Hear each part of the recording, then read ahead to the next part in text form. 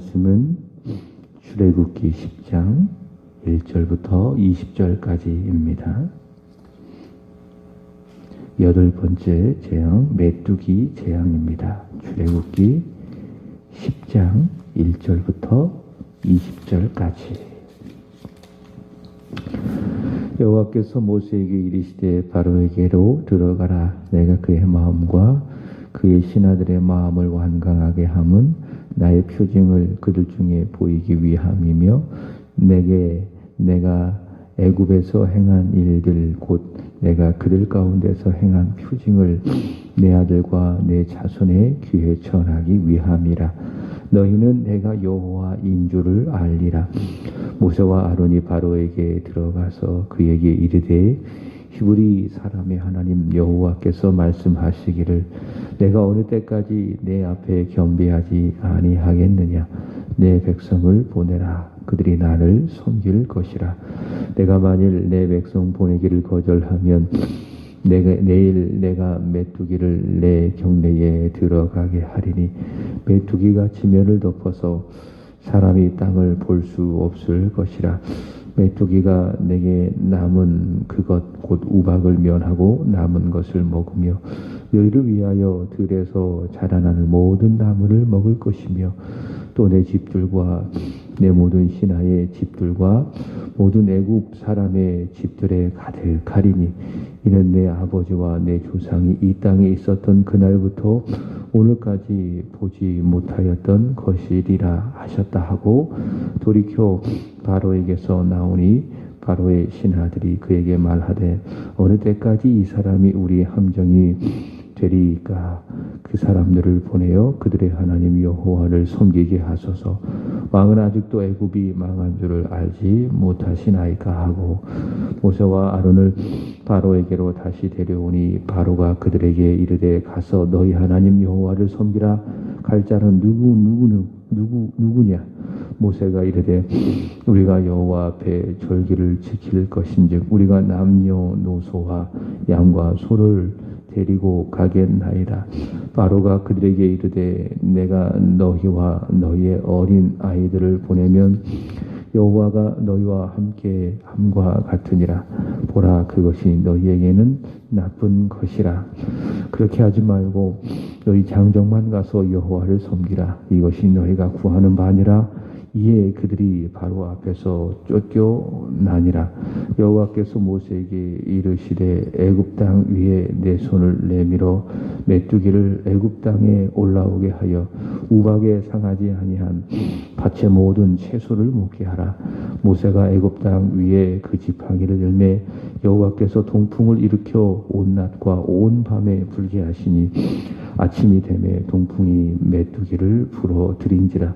메뚜기가 애굽 온 땅에 이르러 그 사방에 내림에 그 피해가 심하니 이런 메뚜기는 전에도 없었고 후에도 없을 것이라. 메뚜기가 온 땅을 덮어 땅이 어둡게 되었음에 메뚜기가 우박에 상하지 아니한 밭의 채소와 나무 열매를 다 먹었으므로 애굽 온 땅에서 나무나 밭의 채소나 푸른 것은 남지 아니하였더라. 바로가 모세와 아론을 급히 불러 이르되 내가 너희 하나님 여호와와 너희에게 죄를 지었으니 바라건대 이번만 나의 죄를 용서하고 너희 하나님 여호와께 구하여 이 죽음만은 내게서 떠나게 하라. 그가 바로에게 나아가서 여호와께 구하매 여호와께서 돌이켜 강렬한 서풍을 불게 하사 메뚜기를 홍해에 몰아 넣으시니 애굽 온 땅에 메뚜기가 하나도 남지 아니하니라. 그러나 여호와께서 바로의 마음을 완악하게 하셨으므로 이스라엘 자손을 보내지 아니하였더라. 아멘. 참 이 내용들이 재미있습니다. 상당히 스펙타클하고 역동적이고 하나님께서 메뚜기를 애굽 온 땅에 덮게 해서 애굽을 폭삭망하게 하는 하나님의 멋진 드라마와 같은 이야기가 오늘 본문에 기록되어지고 있습니다. 오늘은 10재앙 중에 8번째 재앙 메뚜기 재앙에 대한 말씀입니다. 첫 번째 재앙은 무엇이었죠? 피. 그 다음에 두 번째로는 개구리, 세 번째로는 이, 네 번째는 파리, 다섯 번째 악질 재앙, 가축에 임한 심한 돌림병이죠. 그 다음에 6번째로는 사람에게 악성 종기가 나는 독종 재앙. 그 다음에 7번째로는 어제 우리가 살펴보았죠. 큰 우박이 하늘에서 우레소리 그리고 불덩이와 함께 내려지는 우박 재앙. 오늘은 메뚜기의 재앙입니다. 본문 7절의 말씀 바로의 신하들의 말을 주목해 보시기 바랍니다. 바로의 신하들이 이렇게 이야기하죠. 하반절에 보시면 왕은 아직도 애굽이 망한 줄을 알지 못하시나이까. 이런 말을 통해서 지금까지 내려진 7가지 재앙으로 말미암아 나라가 완전히 초토화됐다. 나라가 완전히 망했다라는 걸 알 수가 있습니다. 여러분 그렇지 않겠습니까? 한번 지금까지 들었던 말씀을 통해서 상상을 한번 해보세요. 머릿속에 나일 강물은 무엇으로 변했습니까? 피로 변했죠. 피로 붉게 변해서 마실 물이 없게 되고 개구리들이 썩었죠. 썩어가지고 그 죽은 개구리 냄새로 애굽의 온 땅이 진동하게 되는 것이고 이 파리, 악질, 독종 재앙으로 말미암아 가축과 사람들이 병이 걸리고 또 여기저기서 죽어나가고 하늘에서 내려진 우박과 불덩이로 인해서 많은 가축들과 사람들이 죽고요. 이런 재앙을 통해서 애굽이 망하게 된 겁니다. 이제 이런 사실을 애굽 신하들이 애굽 바로 왕의 신하들이 그렇게 말하는 겁니다. 왕은 아직도 애굽이 망한 줄을 알지 못하시나이까. 자, 그런데요. 그나마 작은 희망이 하나 있습니다. 그것이 무엇인가 하면은 어제 우리가 읽었죠. 출애굽기 9장 32절의 말씀을 보시면은 우박이 내려지는 재앙 속에서도 아직 자라지 않는 쌀과 고리는 남아 있어요. 그래서 이것은 무엇을 의미하는가 하면은 그나마 애굽에 작은 희망이 있다. 이게 쌀과 보리의 의미입니다. 근데 하나님께서는 그 남은 애굽의 희망마저도 거두어 가시는데 무엇을 통해서? 바로 이 메뚜기를 통해서. 5절의 말씀을 보시면은 메뚜기가 지면을 덮어서 사람이 땅을 볼 수 없을 것입니다. 온 지면이 아주 수많은 셀 수도 없는 메뚜기로 가득한 겁니다. 그래서 땅을 볼 수 없을 정도로 엄청난 양의 메뚜기를 하나님께서 보내셔서 그나마 남아있었던 밀과 그리고 보리들을 하나님께서 거두어 가신다. 그래서 완전히 애굽을 폭망이라고 하지요. 폭삭 망하게 하신다라고 하는 것입니다. 보통 메뚜기라고 할 때에 우리가 생각하는 작은 이런 메뚜기로 생각할 수가 있습니다. 물론 먹을 것이 풍부하지 못한 시절에는 메뚜기를 잡아서 먹었습니다. 우리 집사님 메뚜기 드셔보셨어요? 어렸을 때에 메뚜기를 잡아서 먹었다라고 하는 그 어른들의 이야기를 들어보셨을 것입니다. 제가 그 서울에서 살았을 때에 그 자주 가는 결혼식 때마다 자주 가는 그런 식당이 있었는데 뷔페집이 있었는데 거기 가보니까 메뚜기 튀김을 주더라고요. 이 메뚜기 튀김을 저도 먹어봤는데 굉장히 고소합니다. 이렇게 프라이팬에다가 기름을 둘러서 이렇게 튀기면은 굉장히 그 메뚜기가 고소한데 예전에 먹을 것이 없었을 때에는 단백질을 보충을 해야 되니까는 그 메뚜기를 그렇게 잡아서 튀겨서 구워서 먹기도 했다고 합니다. 근데 그런 메뚜기가 아니라 오늘 말씀에 등장하는 메뚜기는 굉장히 몸집이 큰 메뚜기입니다. 그러니까 생각하지 못한 사람들은 그 메뚜기 잡아먹으면 되지. 이게 안 되는 거예요. 그러니까 굉장히 몸집이 상당히 큰 메뚜기입니다.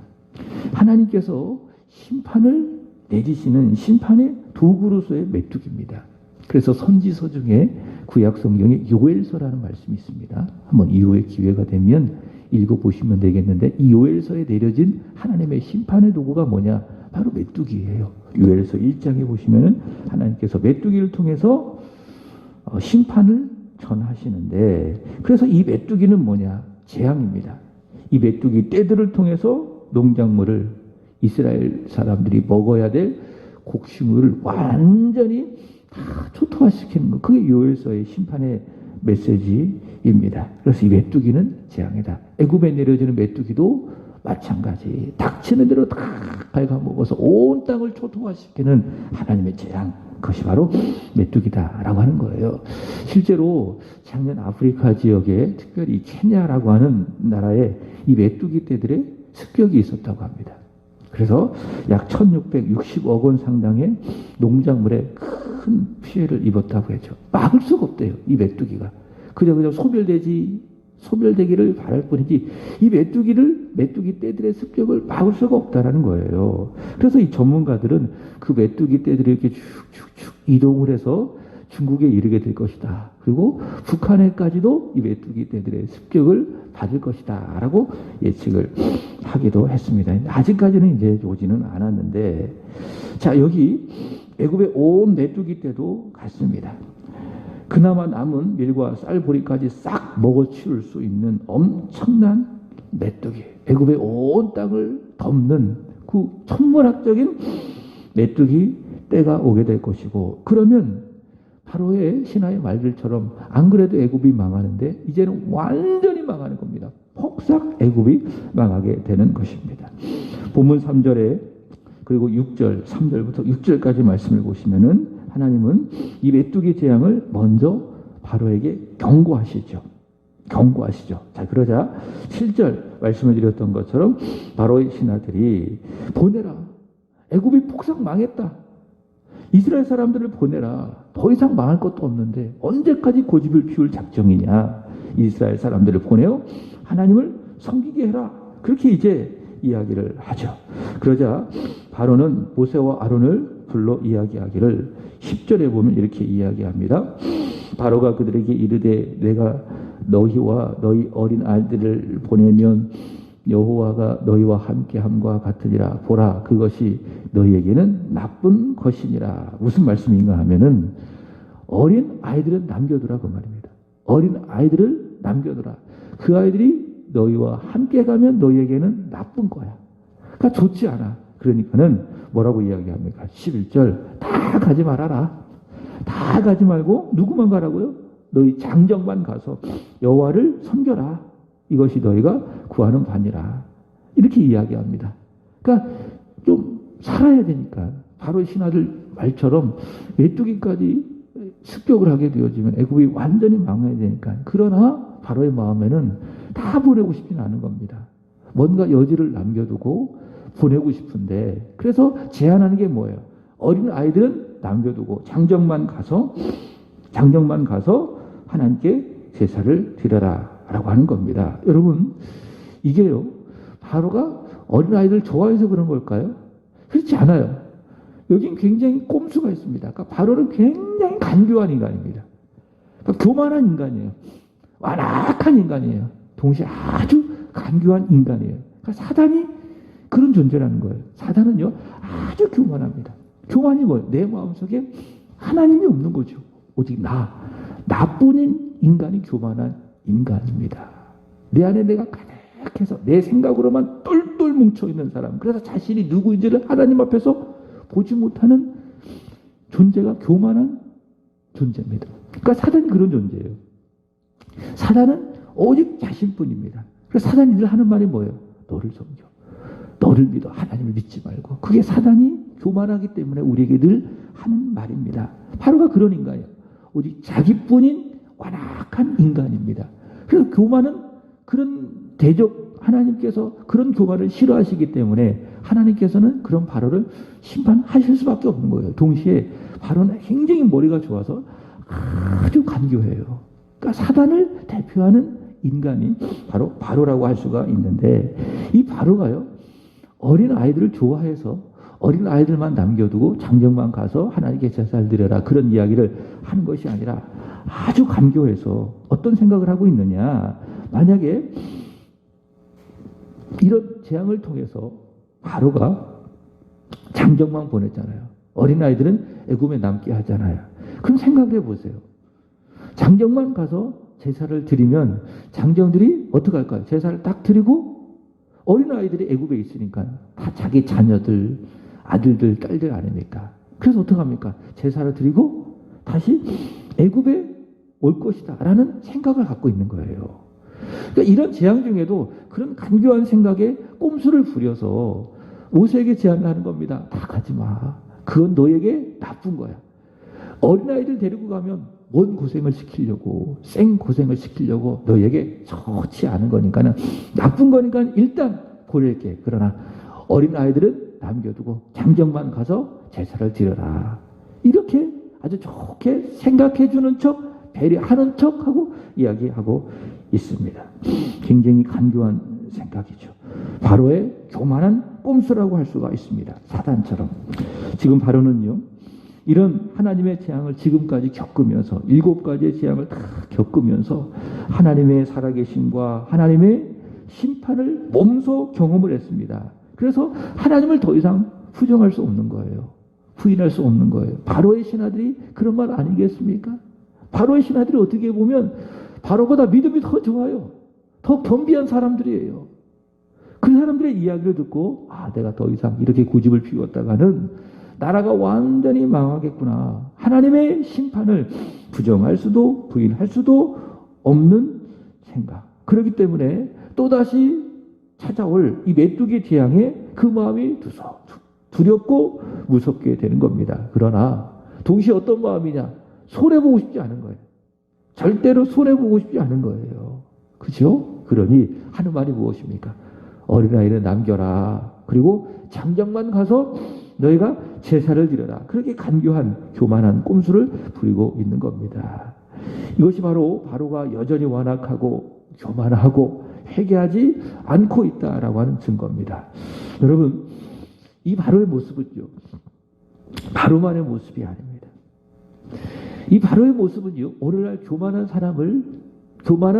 사람들을 대표하고 있는 모습이에요. 그러니까 성경이 참 살아있는 하나님의 말씀이라고 하는 것이 이런 바로의 모습을 통해서 오늘날 사람의 모습을 볼 수 있는 거예요. 그러니까 하나님의 역사도 마찬가지입니다. 성경에 하나님의 역사가 기록되지 않겠습니까? 이 하나님은요, 오늘 성경에 기록되어진 하나님은 과거의 하나님이 아닙니다.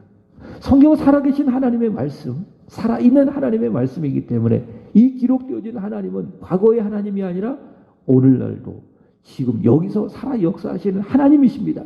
그래서 우리가 성경을 하나님의 말씀으로, 살아있는 하나님의 말씀으로 믿고 상고하는 이유가 여기 있는 것입니다. 바로도 같습니다. 이 바로의 모습은 과거의 모습으로 끝나는 것이 아니라 온 역사 속에서 하나님 앞에서 모든 인간들이 가지고 있는 그런 마음들, 그 마음을 대표하고 있는 것이 바로 바로의 마음이다. 그러니까 바로만의 모습이 아니라는 거예요. 여러분, 하나님을 믿어요. 하나님의 존재를 믿습니다. 그렇지만 우리가 하나님을 믿고 하나님의 존재를 인정하고 살아가는 신앙의 경주, 신앙의 생활 속에서 손해는 보고 싶지 않다고 말입니다. 이게 어떻게 보면 사람들이 가지고 있는 하나의 모습입니다. 바로와 같은 모습이죠. 그러니 순종하려고 하지 않아요. 하나님을 믿어요. 예배도 드려요. 신앙생활 나름대로 열심히 하고 있어요. 그러나 결정적으로 뭐 하지 않는다고요? 손해는 보고 싶지 않아요. 내 인생의 현실적으로. 그래서 순종하려고 하지 않습니다. 여러분, 순종이라는 건 뭐예요? 헌신이 전제되는 거예요. 그게 순종이에요. 그렇지 않습니까? 하나님 말씀을 들으면 순종해야 돼요. 그러면 거기에는 반드시 현실적인 손해라는 것이 내게 있어요. 그렇지 않아요. 시간도 드려야 되고, 때로는 내 몸도 하나님 앞에 와서 드려서 섬겨야 되고, 그리고 물질도 드려야 되는 것이고, 순종에는 무엇이 따른다고요? 현실적인 손해가 반드시 따른다. 이 새벽에 오시는 것도 마찬가지예요. 여러분, 순종하셨기 때문에 여기 오는 거예요. 순종하셨기 때문에 여기 오는 거예요. 근데 이 순종을 해서 여기 오기까지 시간을 들여야 되고, 그 피곤하지만은 새벽에 일어나야 되고, 또 이 자리를 지켜야 되고, 내가 현실적으로 보는 손해들이 있는 거예요. 이게 순종입니다. 근데 많은 사람들이 하나님께 순종한다고 하면서도, 하나님의 존재를 믿는다고 하면서도 온전히 순종하지 않습니다. 다시 말해 손해 안 본다는 거죠. 그래서 순종하는 척합니다. 순종해도 요즘 말하는 것처럼 선택적으로 순종합니다. 선택적으로 순종합니다. 그리고 부분적으로 순종합니다. 왜? 손해 안 보고 싶으니까. 그게 누구 마음이에요? 바로와 똑같은 마음이다 라고 하는 것입니다. 대표적으로 선택적인 순종, 결국 불순종한 왕, 그래서 버림받은 왕이 누굽니까? 이스라엘의 초대왕 사울입니다. 사울은요, 왜 망했는가? 하나님의 말씀, 하나님의 존재를 안 믿어서 망했습니까? 오늘 바로처럼? 그렇지 않아요. 사울이 망한 이유는 불순종해서 망한 거예요. 부분적으로 순종하고 선택적으로 순종해서 망한 거예요. 하나님의 존재를 믿고 있고 하나님의 말씀을 듣지만은 손해는 안 보겠다. 그래서 순종하되 부분적으로 선택적으로 순종한 거예요. 그러나 하나님 그거를 뭐라고 보십니까? 불순종으로 보시는 거예요. 그래서 사울이 망한 거예요. 사무엘상 15장의 말씀을 보시면은 하나님은 사울에게 이스라엘의 대적들 아말렉을 완전히 전멸시켜라 라고 이야기합니다. 그럼 어떻게 해야 돼요? 말씀대로 해야죠. 자기 생각을 더하지도 말고 또 하나님의 말씀에 자기 생각을 더해서 빼지도 말고 전멸시켜라. 그러면 그 말씀에 완전히 순종해서 그렇게 해야죠. 그런데 사울은 순종하지 않습니다. 왜 그런지 아십니까? 말씀대로 하면 손해보잖아요. 그래서 어떻게 하느냐? 남녀노소 다 살려두지 않습니다. 젖먹이까지 다 죽여라. 남녀노소 물론 할 것 없이. 그건 하나님의 공의의 실행이고 참 잘하신 일인데 그대로 해야 되는데 사울은 그렇게 하지 않습니다. 어떻게 죽이느냐? 어떻게 전멸하느냐? 자기 생각에 쓸모 없는 것들만 죽여요. 그리고 자기 생각에 쓸모 있는 것들은 살려줍니다. 그래서 왜 살려줬냐 물어봤더니 하는 말이 무엇입니까? 이거 하나님께 제사를 드리기 위해서 제가 살려둔 겁니다. 그러나 그게 아니에요. 누구를 위해서 살려둔 겁니까? 자기를 위해서. 자기에게 이익이 되어지니까는 살려둔 것입니다. 하나님의 이름을 빙자해서 결국 자기의 욕심을 차린 것이죠. 자기의 이익을 위해서. 이게 사울의 불순종이에요. 부분적으로 순종한 겁니다. 선택적으로 순종하고 그러나 하나님 보시기에는 완전한 불순종이다. 손해가 보기 싫으니 손에 입기를 싫으니 그래서 하나님께서 사무엘을 통해서 뭐라고 말씀하시느냐 잘 아는 말씀이죠. 사무엘상 15장 22절에 보시면은 낫다. 순종이 무엇보다 당신이 드리려고 하는 제사보다 낫다. 듣는 것이 하나님의 말씀을 듣고 순종하는 것이 순양의 기름보다 낫다라고 하는 거예요. 여러분 우리가 예배를 왜 드립니까? 왜 하나님 말씀을 듣습니까? 왜 기도합니까? 수요일에 말씀을 드린 것처럼 왜 신앙 경주를 합니까? 신앙의 다름질을 왜 합니까? 결국에는 하나예요. 하나님 앞에서 하나님의 말씀을 듣고 순종하기 위해서 우리 신앙의 경주를 하는 거예요. 그래서 말씀을 드렸죠. 신앙생활은 무슨 생활이라고요? 순종생활이라고요. 이해가 되어지면은 아멘하고 순종하시는 거예요. 그러나 이해가 안 되면은 순종을 넘어 뭐 하시는 거예요? 복종하는 거예요. 왜? 내 생각보다 하나님의 생각이 훨씬 더 좋기 때문에 뛰어나기 때문에 신앙생활은 순종생활입니다. 이 순종은 바로 그런 것을 우리에게 보여주고 있습니다. 메뚜기 재앙 앞에 바로는 순종하는 척하지만은 그 마음이 완악한 마음이 있는 거죠. 그러니 순종하는 척하고 결국에는 불순종하는 그런 모습을 보여주고 있습니다. 그래서 하는 말이 어린아이들은 데려가지 말고 너희 그게 나쁜 거니까 너희에게 나쁜 거니까는 장정만 가서 제사를 드려라 이렇게 이야기합니다. 이것이 바로 바로의 결국에는 순종하는 척하지만 손해 보기 싫으니 하는 불순종이라 할 수 있습니다. 결국 이런 불순종은 망할 수밖에 없는 거죠. 하나님은 이런 바로의 불순종을 모르십니까? 바로의 꼼수를 모르십니까? 그래서 하나님께서는 8번째 재앙을 내리십니다. 메뚜기 재앙이 내려지게 되는 것이죠. 본문 보시면은 13절 보시기 바랍니다. 모세가 애굽 땅에 그 지팡이를 싹 들었더니 하나님께서 어떻게 하십니까? 동풍을 확 부르셔서 온 낮과 온 밤, 그러니까 하루 온종일 이렇게 동풍이 확 불어오는 거예요. 그리고 밤에도 동풍이 이렇게 불어와서 아침이 딱 되니까 그 동풍에 무엇이 왔습니까? 메뚜기 떼들이 어마어마하게 와서 14절 보시면 메뚜기가 온 땅에 이르러서 그 사방에 내림에 그래서 심하게 그 피해를 입게 됩니다. 그래서 성경이 기록하기를 이런 메뚜기는 전에도 없었고 후에도 없게 되어집니다. 15절 보시면은 하반절 보시면은 애굽 온 땅에서 나무나 밭에 채소나 푸른 것은 하나도 남지 아니하였더라. 완전히 애굽이 이 바로의 불순종으로 인해서 이 메뚜기의 재앙을 맞이해서 초토화되게 되는 겁니다. 완전히 폭삭 망하게 된 것이지요. 자, 그러나 20절 말씀을 보시면은 물론 바로가 이제 회개를 하고 나를 용서해달라 17절 그렇게 해서 하나님께 구해서 이 죽음만은 내게 떠나게 해라 이렇게 요청을 해서 모세가 하나님께 구해서 소풍을 불어서 19절 보시면은 메뚜기가 다 사라지죠. 메뚜기가 홍해에 몰아 넣으셨지만은 그러나 바로의 마음이 어떻게 됩니까? 20절 보시면은 여호와께서 바로의 마음을 완악하게 하셨으므로 이스라엘 자손을 보내지 아니하였더라. 하나님께서 완악한 그 마음대로 내버려 두심으로 말미암아 바로의 마음이 어땠다? 완악했다라고 하는 겁니다. 이게 누구의 마음이에요? 이게 바로의 마음이고 어떻게 보면 사람의 마음입니다. 사람의 마음. 물론 이 바로의 마음에는 사단의 역사가 있지만은 이것이 인간의 마음이라는 거예요. 그죠? 이 엄청난 메뚜기 재앙 앞에서도 끝내 회개하지 않고 완악한 마음, 겸손하지 못한 그런 마음, 사람의 마음이라는 거예요. 거기에 사단이 역사하는 것이고요.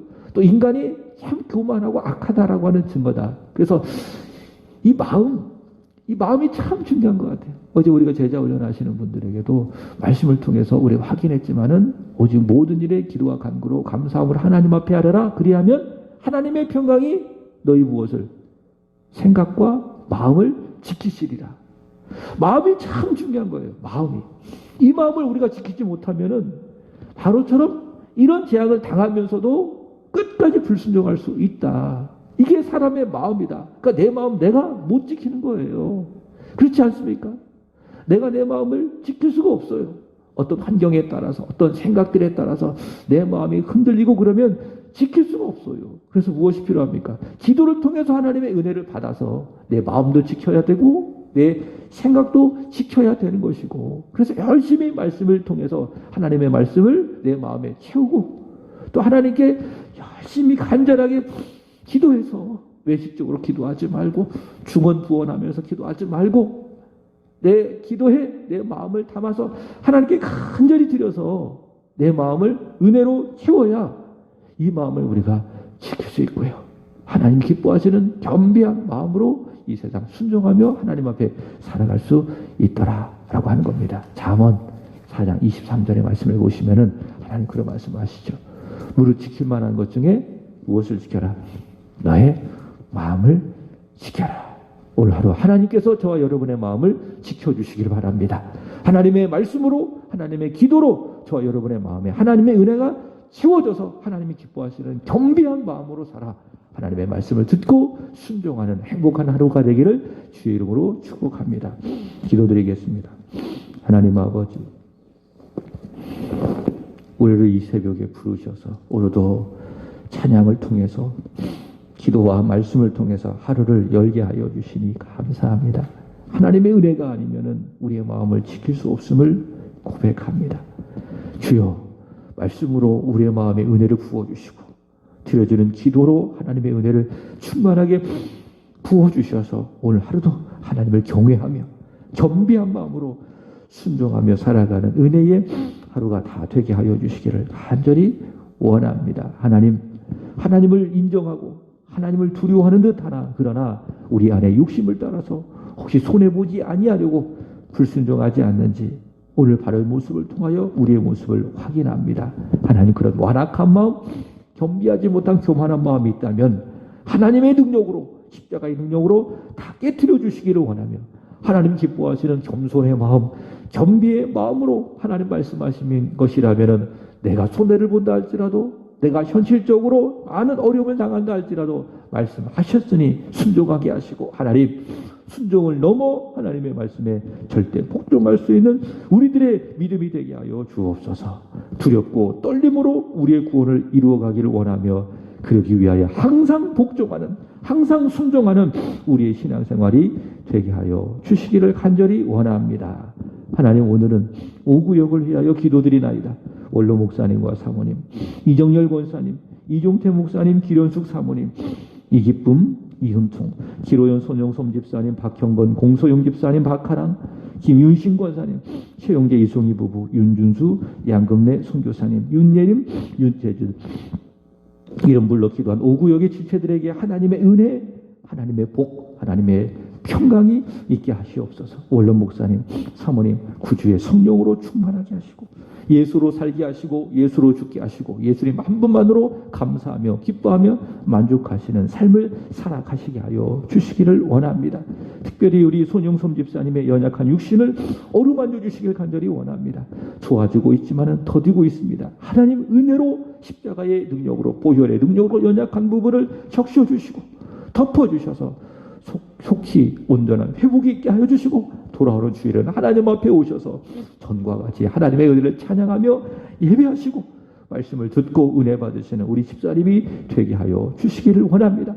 그 마음속에 불안한 마음을 다 거두어 주시기를 원하며 아버지 하나님의 은혜가 임하되 충만히 임함으로 말미암아 심령 천국이 이루어지게 하여 주시기를 원합니다. 우리 최영재 이송희 부부 가정의 귀한 아들 허락해 주셔서 감사합니다. 최온유 귀한 아들이오니 주여, 이 아들이, 사랑하는 아들이 하나님 예수님의 이름처럼 성품, 온유한 성품을 갖고 주 영광 위하여 훗날 귀하게 쓰임받는 아들 되게 하여 주시고 귀한 가정에도 복이 되게 하여 주시옵소서. 우리 이송희 자매 기억하시고 영과 육의 강건함을 허락해 주셔서 은혜로 회복할 수 있도록 축복하여 주시기를 간절히 원합니다. 일본에서 선교하시는 윤주수 선교사님의 가정을 오늘도 은혜로 붙잡아 주셔서 복의 통로, 복음의 통로로 귀하게 쓰임을 받게 하여 주시옵소서. 이 새벽에도 기도하시는 우리 권사님, 집사님을 축복해 주시기를 간절히 원하며 하나님 앞에서 드려지는 기도, 그래서 이 시간이 하나님 앞에 드려지는 골방의 기도의 시간이 되게 하여 주시기를 원하며 하나님은 하늘에 계시고 우리는 땅에 있기에 하나님 전심으로 우리의 마음을 다하여 드려지는 기도가 되게 하시고 중언부언하는 기도가 되지 아니하게 하여 주옵소서. 그래서 기도하는 우리의 기도가 하나님 하늘에서 울려 퍼지는 하나님의 반드시 들으시는 귀한 기도의 제목이 되게 하여 주시옵소서. 하나님 오늘 밤 드려지는 금요 기도에도 하나님이 주관해 주시기를 간절히 원하며 모이기에 힘쓰고 기도하기에 힘쓰고 말씀 듣기에 힘쓰고 찬양하기에 힘쓰는 은혜의 시간이 되게 하시옵소서. 감사합니다. 주님을 사랑합니다. 예수 그리스도의 이름으로 기도합나이다. 아멘. 하늘에 계신 우리 아버지여, 이름이 거룩히 여김을 받으시오며 나라의 임하옵시며 뜻이 하늘에서